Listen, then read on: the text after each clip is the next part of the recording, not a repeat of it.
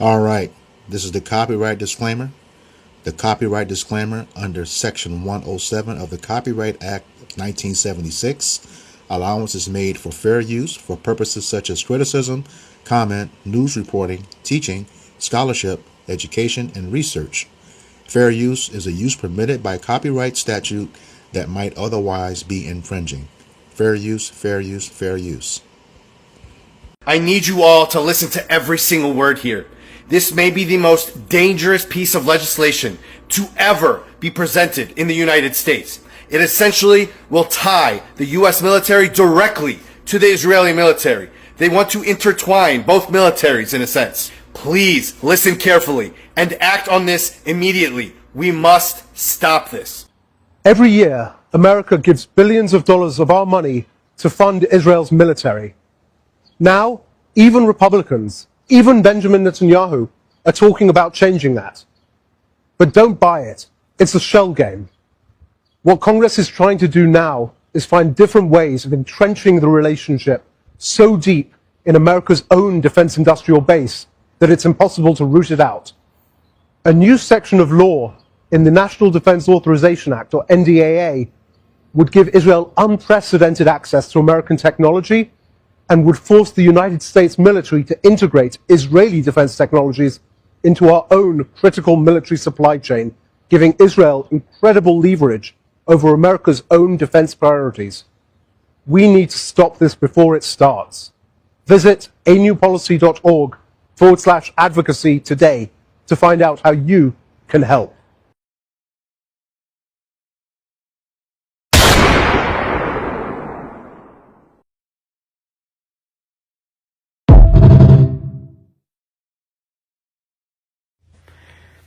There's only one reason why they would want to unify Israel's military and our military. It's because our soldiers aren't willing to murder children and babies. Our soldiers aren't willing to kill their fellow Americans in prison camps. Our soldiers aren't willing to butcher their own people. But Israel's soldiers have no problem killing us, no problem putting us in prison camps, no problem murdering children. Yep, that's pretty much it. Looks like we need to start worrying big time. Have the day you wish for immigrants, because unless you're indigenous, you are one. Please pay attention to this, folks. The pro-Israel forces in Congress are trying to merge the U.S. and Israeli militaries. I'm not kidding. Yes.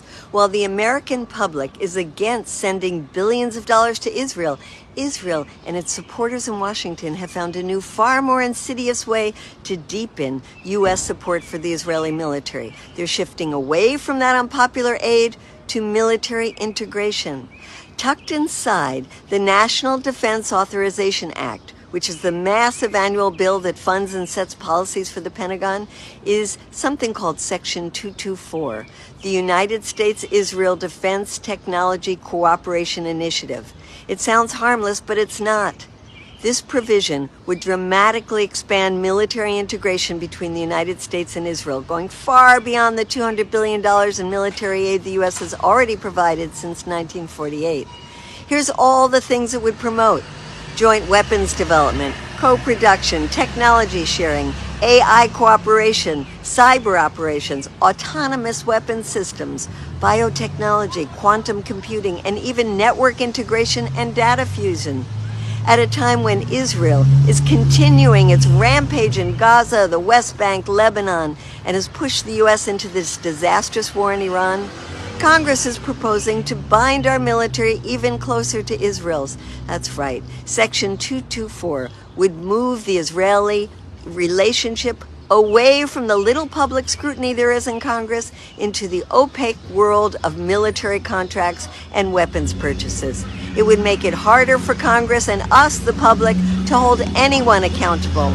That's why we need to let Congress know we are watching, and they must reject Section 224, and more important, cut ties to the Israeli military altogether. No joint weapons projects, no intelligence fusion, no military-industrial merger. None.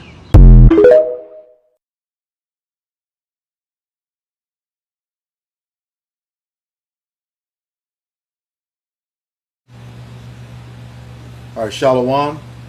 We are the Hebrew Israelites from the Indianapolis branch of the Great Millstone.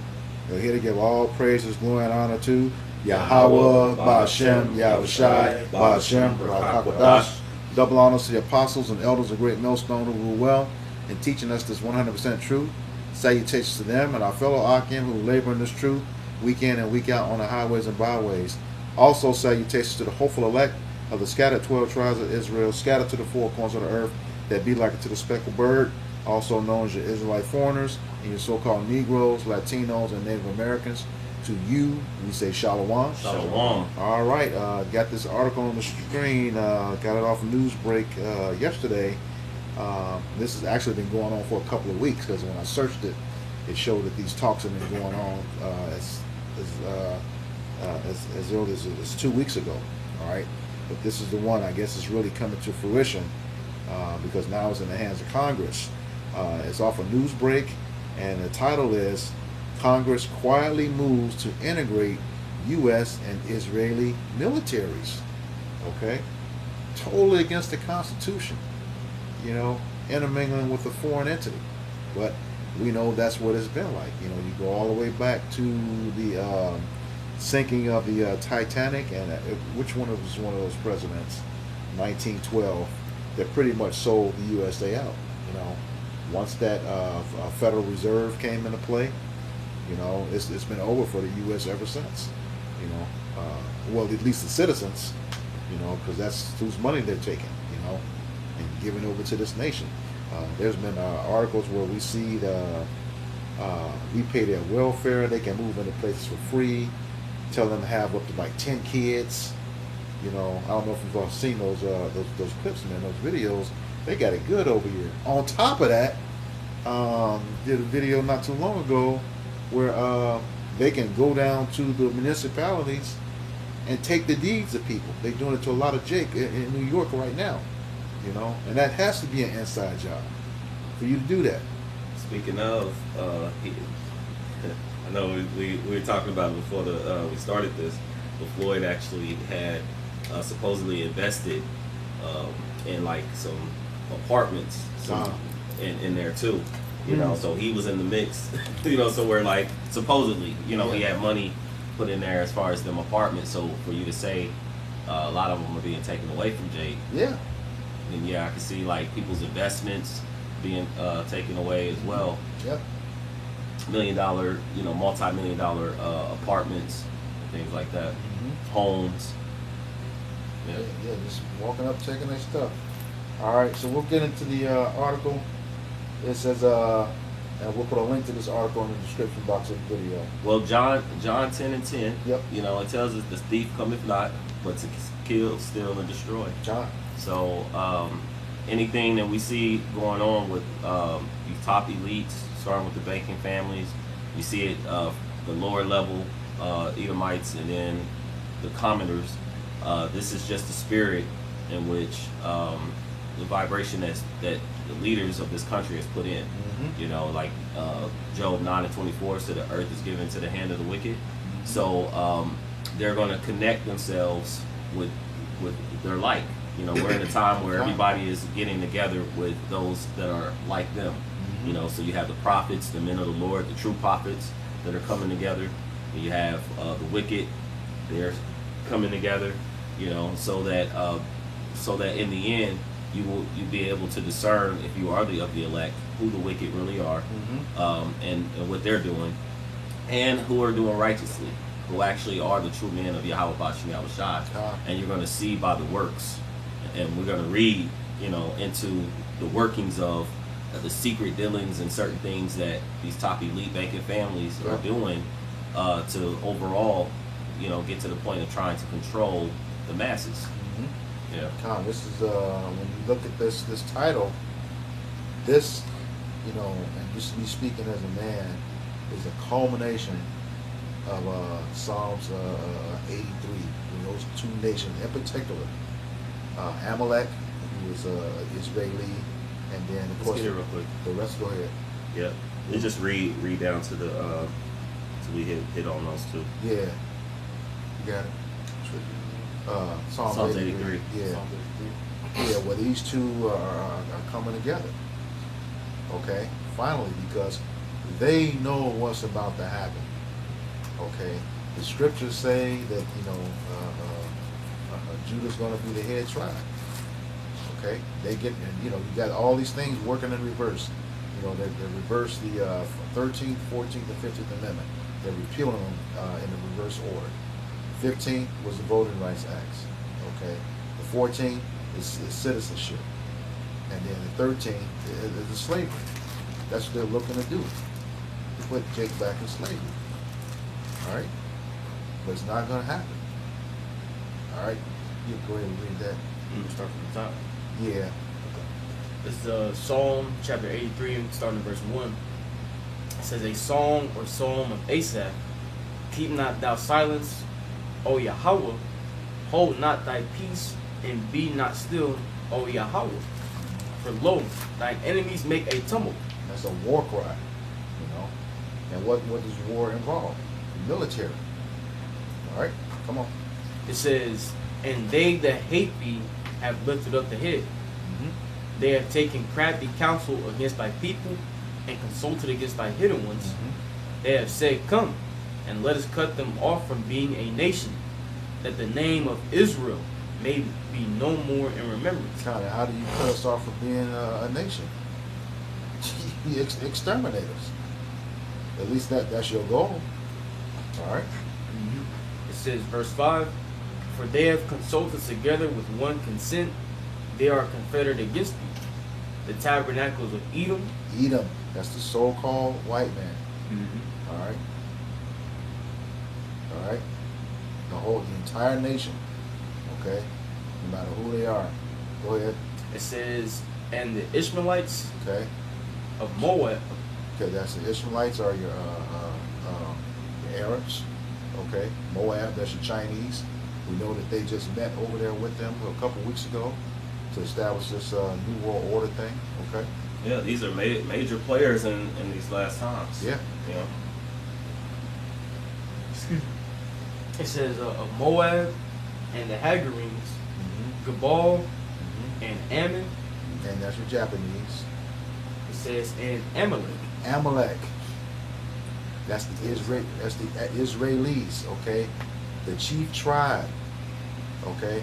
They are the first of the nations according to Numbers 24 and 20. In control of the United States right now. Every Congress person is compromised by these people via APAC. You would have never heard of this happening years ago. But they didn't gain control of all of them, all right? So, and like I said, that war cry, that tumult, that's war's done with your military. Like the Lord said in Isaiah 59, the enemy is going to come in like a flood, okay? But then he's going to raise up that standard, okay? And when he does, that's when we get that spiritual power on this side. They're going to know from the East Coast to the West Coast, top to bottom of this globe, who they mess with, They're going to know the power of Yahweh B'Shem Yahushua. All right? They're going to know it because what did he say in, might read 2 Kings 6, 15 and 16? 2 Kings. Yeah. It says 2 Kings 6, chapter verse 15. 15 and 16, yeah. It's 2 Kings chapter 6 and verse 15. It says, and when the servant of the man of Yahweh was risen early and gone forth, behold, an host compassed the city both. Those are armies. Those are armies. Hosts. Okay. It says, and hosts compassed the city both with horses and chariots. And his servant said unto him, alas, my master, how shall we do? And he answered, fear not, for they that be with us are more than they that be with them. God, and see, this is This is what they're going to find out when that enemy comes in like a flood. All right, the angels are around us, and when you can't even see them. Okay, so let them pull this military together. And here again, this once again we spoke about this in the last video. Israel has always been teaching them law enforcement tactics, either over there or over here. That's well known. Okay, and they're some of the most brutal people. They do not care. You see what they're doing, and then not only brutal from just murdering, the essaying, the assault of what they were doing to those Palestinian men and women. So they don't care. And then they got that machine that will they hit you with it, and the heat. It's like a microwave. They hit you with it so hard you just burst into clops of flesh and bone and blood all over the place. All right. Real quick precept. Go ahead. This is Psalms 34, verse 7. The angel of the Lord encampeth round about them that fear him, and delivereth them. God. That's what he's gonna do with his elect. So you can come on in all you want to. You're gonna know the power of the Lord that day when you try to put your hands on his elect. All right, so into the article. Like I said, we'll put a link to this article in the description box of the video. It says, at a time when the American public is expressing unprecedented levels of distrust of the Israeli government, Congress just proposed tying the U.S. to the Israeli military more than ever. And that's crazy. They got that Samson option too. Everybody know about that? I've heard about it. Yeah. They gonna, once they feel like everybody's against them, they gonna shoot loose off of everybody. Yeah, Samson option. But this is crazy. I mean, this is like what's like a NATO outside of NATO. You know what I mean? It says buried in the House's version of the 2027 National Defense Authorization Act, better known as the NDAA, released on Tuesday, is Section 224 entitled United States-Israel Defense Technology Cooperation Initiative. The provision would arguably do more to intertwine the U.S. military with the Israeli military than more than $200 billion inflation-adjusted in military assistance Israel has received from the U.S. since the founding in 1948. That is crazy. All right. It says Section 224 lays the groundwork for bilateral research and development, co-production of weapons, joint ventures, licensing agreements, and seemingly every manner of U.S.-Israeli military industrial complex cooperation.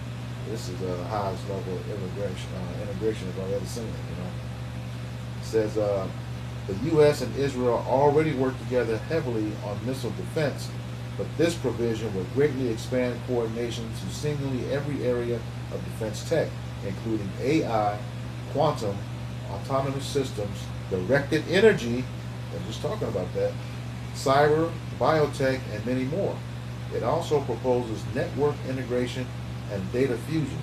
In other words, the U.S. military's data could soon be the Israelis' military data. Talk about compromise.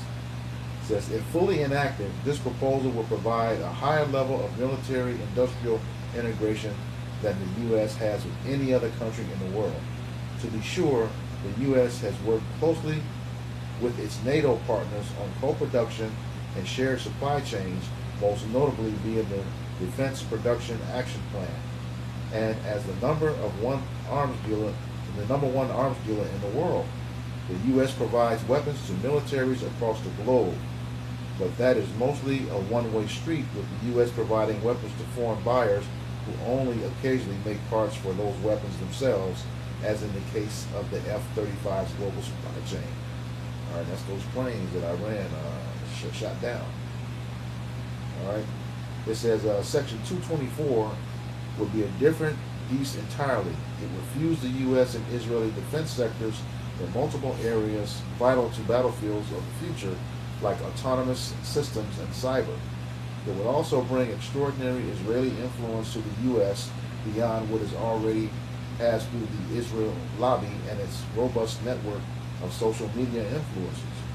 It would give the Israeli government the opportunity to greatly expand one of the most powerful levers of influence in the U.S. politics, jobs in the U.S. by expanding or starting new co-production facilities like it already has in Mississippi and Arkansas. The Israeli government could boast of providing jobs on U.S. soil, thereby securing allies among members of Congress who represent the districts where those jobs lie. And see, that's that whole redistricting stuff. Right there. Right there. That whole redistricting. A lot of people wasn't with that stuff. Okay? What they just did with the There's a song, I was trying to think of it, because you made a point of how the United States, of course, is sending this money over to them. And there was a song, I forget where it is in scripture, but I'm kind of roughly paraphrase or kind of talk about where it says, I think it's like woe to him that help.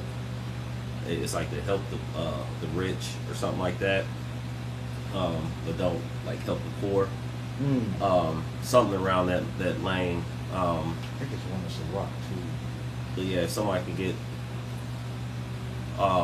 because again, they sending all this money over to them, and it's come out that, you know, once their children are born, they start to receive monies up until the point they're 18. Yeah. And then by the time they're 18, they're millionaires. Yeah. With 10,000. They talk about how they talk about here in America how they have the greatest medical, right, the greatest military, but then over there, you know, they have free health care. Actually, well, not actually, we paying for it. Herdab had just that's being paid for by U.S. tax dollars. Herdab put a video in there in the group where it had David Rappaport. You know, he's talking about how much freedom they have in this land. Yeah. And talk about the freedom to, you know, he kept bringing up the Leviticus, kept bringing up, you know, being pretty much to do whatever you please, whatever you want, that pretty much is of the flesh. And yet, this is the things that he mentioned in the video that was, I think it was GMS Las Vegas sit down. It was his video, but he was going into, it's like, as much as the things that are that got us kicked out of the land, they got the heathens that were in the land got kicked out. They're doing the very thing, and they're boasting about it. Yeah. And at the same time, they're getting all the U.S. They're getting all of U.S. money and dollars to continue to forward their agenda. You know, and now they have a military backing. Yeah. Because they're small. You know, they're the most insignificant group, you know, out of all the heathen. And so, of course, when there comes time, like I think we talked about it, but when it comes time that nations really start to come against them, now they got the military at their control. Going back to your Samson option, and can utilize them, and then you have ICE, you know, all these different fashions within the government and military that you have to your beck and call. You know, and you could just sit in the back and just pull the strings. Which one?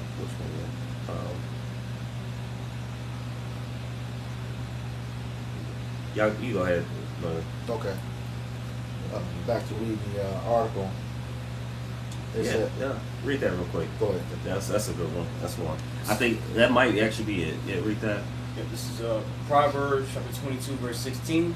It says, "He that oppresses the poor to increase his riches." Now that's what they've done. You know, we were slaves here. You know, and they had, we just say free labor. You know, that's a term, free labor. They got free labor, and they increased major wealths, major companies, banks. The ones when they said, when you hear that term, he's got old money. Yep. You know, the first on the Wall Street, you know, Black Wall Street, You know, the first on the auction blocks, let's just say, was our people. You know, we were the gold. You know, that increase their enterprise. All right. So read that again. Yep. Proverbs 22:16 says, "He that oppresseth the poor to increase his riches, and he that giveth to the rich shall surely come to want." Yeah. And so, and what have they done? They gave billions of dollars to people that already has practically everything. You know, and they said they should surely come to want. Can we pull up that want? Yeah, because that word want goes into lacking. See, so basically, you know, when all the said and done, Esau's going to lose everything. What's that? Obadiah, Jeremiah 49th chapter. The great gatherers came to you, should they not leave these gleaming grapes? Because ultimately, what that was our welfare system back in ancient Israel, to leave behind a portion of grapes for the poor. But Esau, he's gathered everything to himself. Okay, and he hasn't regarded the poor. So therefore, Esau, even the so-called white man, he himself is going to lose everything that he has possession of. So here's two things. The scriptures say the horse leech has two daughters crying, "Give, give."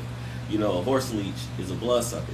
So blood, you know, as the scriptures talk about, is the life thereof, right? So they attach themselves to you, a parasite, right? So we liken the Amalekites, these top elite bankers, you know, they're parasites. They attach themselves to you, and then they continue to suck up the life force until they're done with you. Look at, they said there was over 100 or so, and you probably can, Barzal could correct me, but over 100 plus countries or more that they had all been in. It's like 109 that they got kicked out of. They got kicked out of, and this is an example, you know, of what did they do when they got into the land, got into that place. They pretty much everywhere they went, they brought death behind them. You know, they were either doing something to, you know, the children. They was doing all these different type of underhand sacrifices and things. Pretty much Epstein everywhere that everywhere they go. And now they're here in America and they're seeing it, how they attach themselves here, and they got the blood, the life force, which is, you know, currency, money, being sent constantly to them. And then you find that here's all the underhanded things that they've been doing in secret. They own the banks. They pretty much completely infiltrated. They own the media. Then you catch them, you know, like a Catch a Predator show, and then they get arrested, and then they get out within days, and then they go back to Israel where they can't even be touched. Right. And they don't even, they knowing that they're a hardened criminal, and don't send them back. You know. So these are the things. So these are the people that are being helped. God. They were found in New York coming out of the sewer. You know, and all the stuff that was going on, and nothing ever was said, and it seemed like it was hundreds of them. Yeah. And nothing was said. Well, we call it swept under the rug. Yeah. True gutterettes. So these are the people, you know, that your top elites in America, you know, are joining themselves to. Yeah. Well, you got to think too. A lot of Congress is probably listed in those files. You know, those you mentioned Epstein, they listed in there, and that's how they compromise. If you don't do this, we're gonna expose you. And that's interesting because you hear about all the Americans on that list. You don't hear about any of those Israelis on that list. None, except the ones who were running it. All right. Go back to the article. Have I got anything? Okay. It says. The result could well be a U.S. political system even more susceptible to the whims of an Israeli government that seemingly has no qualms about drawing the U.S. military into conflicts in the Middle East. We just talked about that. We said a flock to draw them out. Yeah, you want to grab that? Yeah. I'll go ahead and pick it down. But this is going to be Jeremiah, I'll grab the one in chapter 50. Because the one in chapter 50 names Babylon, you know, verbatim. But this is Jeremiah chapter 50, starting at verse 45. Well, the point is in 45. It It says, therefore, hear the counsel of the Lord Yahweh Bashim Yahushai, that he had taken against Babylon, and his purposes, that he had purposed against the land of the Chaldeans, which was the land of the Chaldeans in Babylon. Which we know that in prophecy, Babylon is code for America today. Yep. It says, surely the least of the flock shall draw them out. And that's who we know to be the tiny tots, Yep. right? The Israelites. You know, which is why, even looking at today, and then with all these wars and all the conflict that's going on, man, all right, the state of Israel is at the head of all of that. Yep. Man, this has been going on since what? You know, really, they've been in war since they took over that land. Okay, most prominently or most notably in recent times, hey, what happened with the invasion of Gaza towards the end of 2023, back in October 2023. It was at a point in time, Israel was at war on 5 fronts. You see, so Israel being a common denominator, they're the ones that starting all these wars. You know what? Just for the record, let's make a distinction, because when you say Israel or Yasharal, that's talking about the true people. This is the state of Israel. Right. And Israelis have nothing to do with the people of the book, which is us. Okay. They're imposters, they're frauds, and just all in all wicked, adverse to Yahweh Bashem Yahushai. So that's what they are. The false state of Israel that's being discussed, and Israelis. The Lord never changed Jacob's name to Israeli. You won't find it in the scripture. It's Israel, or Yasharala in the ancient Paleo Hebrew, meaning he, Prince, power. Okay? We know the name of the Lord. Yahweh, that's the Father, means he exists, he is. Bahashem, meaning in the name. Okay? Yahweh Shai, that's the Son. He who delivers and he who saves. Okay? The Lord's name is not Hashem. That means the name. Okay? They can't say it because they know that the name of the Lord is dreadful unto the heathen. Okay? They're like, we're going into, man, the least of the flock drawing them out. Yep. Hey, the U.S. and Israeli military is integrating. Hey, that's that right there. Because what? We know that this is what we're reading about in Jeremiah the 50th chapter. This is pertaining to Babylon and prophecy, which is also known as America. Yep. Okay, and what's going to happen are as a result of the state of Israel drawing America and all these other nations into war. Well, when you read on, it says, surely he shall make their habitation desolate with them.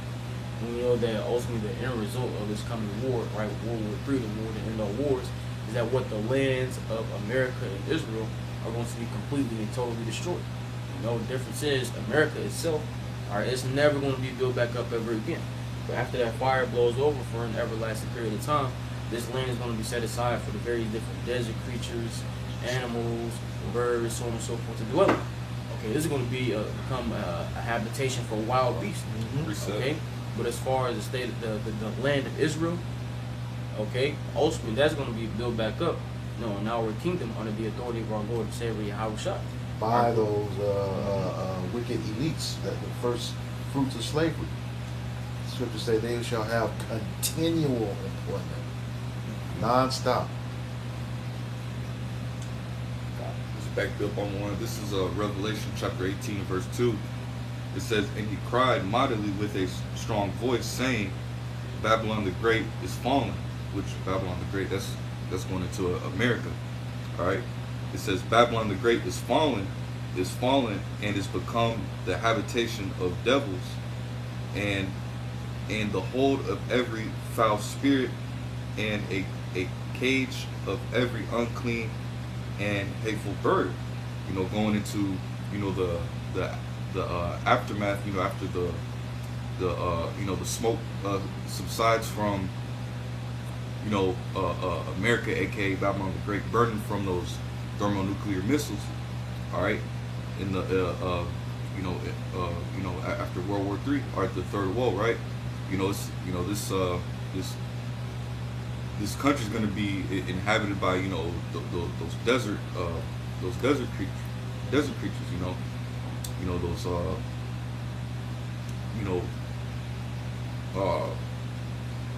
lizards, Owls. owls,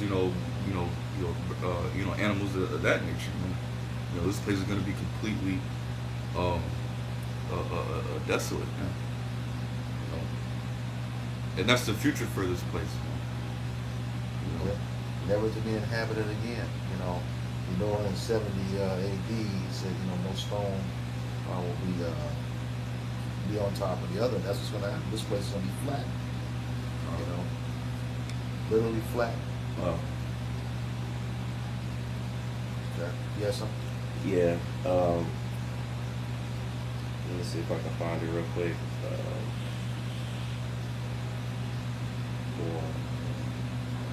Righteous. Let me see if this comes up for me. Okay.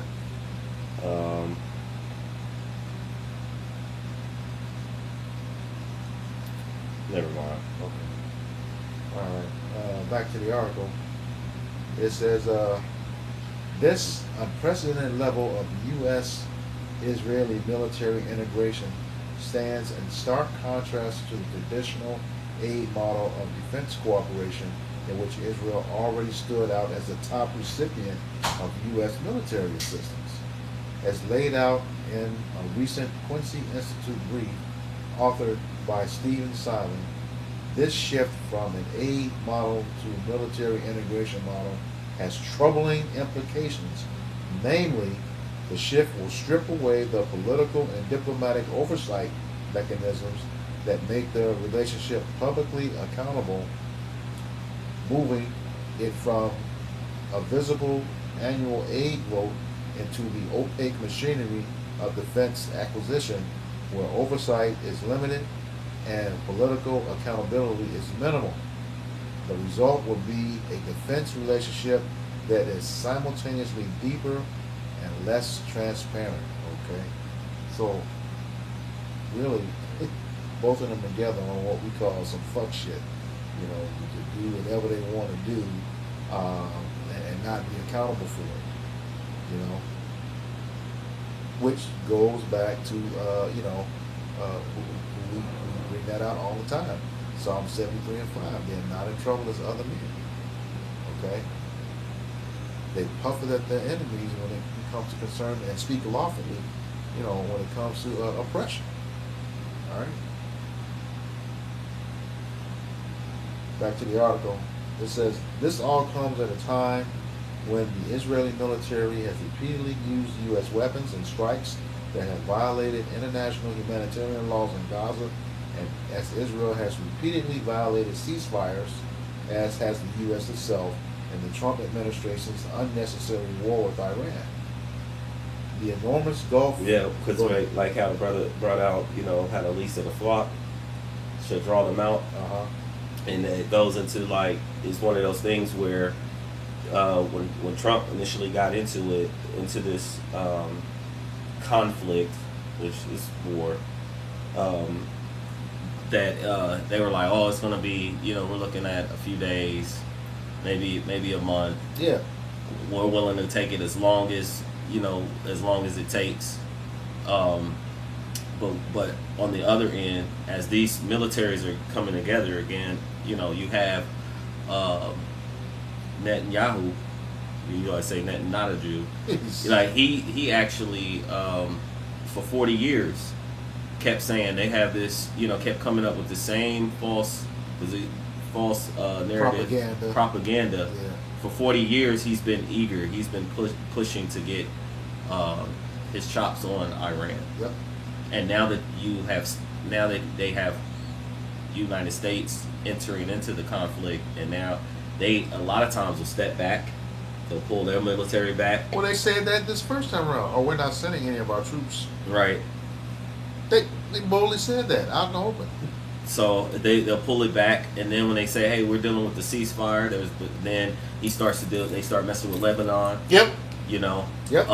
They start going back over to Gaza, start doing little things, start shooting. It was said that they shot missiles in places to provoke other areas. Yep. And it come to find out it was them. Yep. To keep the conflict brewing. Yep. You had made a mention. You said, it was like these top elite bankers, it's like when war blood is in the streets. Yeah. You know, that's when they make the most of their money. It says all wars are bankers' wars. Oh, you seen the oil prices and stuff have gone up? Who Yep. owns all that? Yep. You know, Yep. gas prices, the energy prices, everything going up. Who's benefiting mainly from that? They tell you, you know, follow the money. You know, Yeah. and you see who actually what they said, getting rich hand over fist Yeah. or something like that, right? Yeah. Yeah. And what did he say? Rothschild said, I care not who makes the laws as long as I control the money. That's a lie. He controls both of them. Because why do you have to have lobbyists in the Congress? The unrighteous decrees. Yeah. You know, he's a liar. He speaks with a forked tongue. All right. And what's it? Meyer Emshaw, Rothschild's wife, Ruthly Shatner Rothschild. She says, if my sons didn't want war, there wouldn't be any. So all those wars are bankers' wars. We know for a fact that they funded the Civil War, both sides of it. So, all right. Yeah, well, go back to Proverbs. You know, I bring up Proverbs 6. You know, it said the 7 abominations. You know, it says he that soweth discord among brethren. Uh-huh. You know, so when there's division split, when people are fighting against each other, you know, they play both sides and they benefit from it. You know, Yahweh Bashem Yahushai, you know, to also mention, you know, they're practically playing with fire, because he tells you that a nation divided against itself shall not stand. God. So as they're doing these things, all this stuff, the scriptures say that he that diggeth the pit, you know, shall fall therein. Yep. He that rolleth a stone, stone shall fall upon him. So all these things, they're playing on the line, a thin line. Yep. You know, and pretty soon all this stuff is going to fall, you know, upon them. Yep. And it actually will be around the time, you know, again, they're going to go into this third, you know, the MOTB is going to get pushed. Yep. You know, you're going to go into this third world war. In the midst of all of that, you're going to have that increase of Jacob's trouble. Yep. You're going to have famine. Yep. You know, you see these prices that are high, people having to make a decision. Martial law. If I could even get to work, you know, Yep. and now they're paying, you know, they're working just to pay for gas, you know, to get to work. So you're gonna have a lot of people homeless, Yeah. and so it's just gonna eventually crumble, you know, upon them, and it only makes sense for them to tie themselves to this military, because when things go crazy here, then they could actually send their troops, Yep. you know, here into the Americas, and as you mentioned before, they're not going to show mercy to the young or the old, because this is just part of their spirit too. Yeah. Yeah. Y'all have anything? Yeah, it's just a little bit left. A little bit left. Let's finish it. It says the enormous gulf between what most Americans want and what the president is doing when it comes to Israel and what Congress is proposing here should not be ignored. Just 30% of respondents to a New York Times Siena poll from mid-May believe Trump made the right decisions to go to war with Iran, with 64% saying it was wrong. An Institute for Global Affairs poll released earlier this week dove even deeper into the American psyche when it comes to arming Israel, finding that just 16% said the United States should keep supplying Israel with weapons without new restrictions. 38% want to stop supplying weapons entirely, and another 24% want weapons conditioned on how they're used. Yet mainstream leadership in both parties remain largely pro-Israel and continues to shape the base legislative text before amendments and broader congressional debate open it to the full body, as is the case with this NDAA provision. Though slowly, ties within both parties are shifting as more and more members speak out against the growing divide between Israel's actions and American interests. For example, Senator Chris Van Hollen, Democrat from Maryland, wrote in the New York Times on Tuesday that the Democratic Party has provided reflexive and unconditional support to Israel's government's even as their actions have increasingly undermined American interests and values. On the Republican side of the aisle, Republican Thomas Massey, he's out of Kentucky, and former Rep. Marjorie Taylor Greene out of Georgia, have openly decried that Israel's lobby corrosive influence, a stance that may have, at least partially, cost both of them their seats in Congress. It says, what can other members of Congress who are concerned about Israel's destabilizing actions do right now? Stop the Israeli-U.S. military-industrial merger in its tracks. Lawmakers should reject Section 224 from the NDAA to avoid deep integration with Israel's military at a time when a growing number of Americans oppose Israel's actions in the region. All right, that concludes the article. I have Sirach 13 and 1.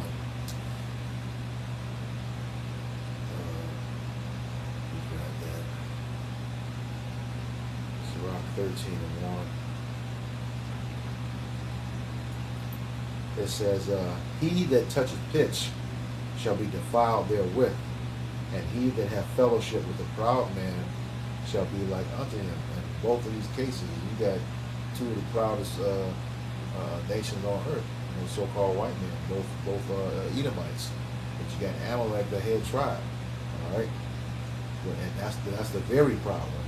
They get on TV with robust. What was that dude, Rabbi Shmuley?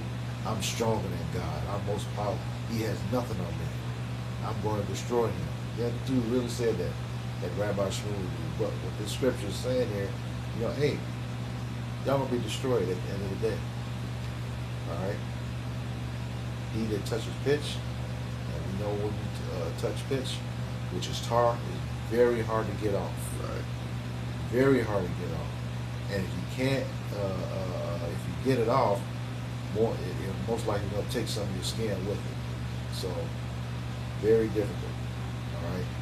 And it's like he that fellowship with a proud man shall be like unto him.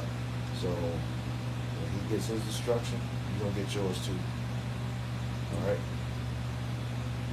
All right. So with that, we hope this lesson was edifying to the elect body of the nation of Israel. Once again, we're going to give all praises, glory, and honor to you. Yahweh, Ba'ashem, Yahushai, Ba'ashem, Rakakodash. Double honors to the apostles and elders of Great Millstone who rule well in teaching us this 100% truth. Salutations to them and our fellow Akim who labor in this truth week in and week out on the highways and byways. Also, salutations to the hopeful elect of the scattered 12 tribes of Israel, scattered to the four corners of the earth, that be like unto the speckled bird, also known as your Israelite foreigners, your so-called Negroes, Latinos, and Native Americans.